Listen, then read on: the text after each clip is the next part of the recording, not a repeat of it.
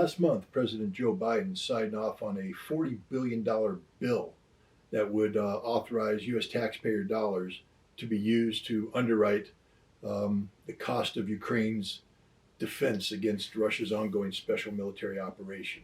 Of this $40 billion, around $8 billion involves uh, basically the ability to draw down existing stockpiles of U.S. weapons and transfer them to Ukraine. One such weapon system that has been approved for transfer to Ukraine is the M142 HIMARS artillery rocket system.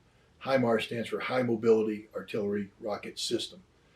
What makes this weapon controversial is that HIMARS can be equipped with either a 270 millimeter artillery rocket with a range of around 70 kilometers or a larger rocket known as the ATACMS that can reach out to 300 kilometers. The United States has so far agreed only to provide the shorter ranged artillery rocket system. Some people are calling this a game changer, but it's not.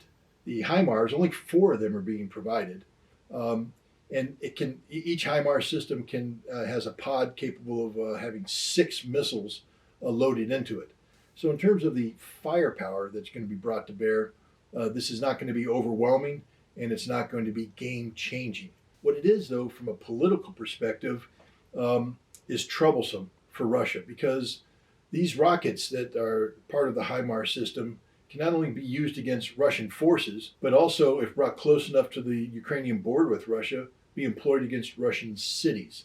And this, if it occurred, would probably result in Russia changing the terms of the current conflict away from simply striking targets inside Ukraine to striking targets more related to the source of the HIMARS. That means potentially U.S. military bases in Germany and Poland and elsewhere.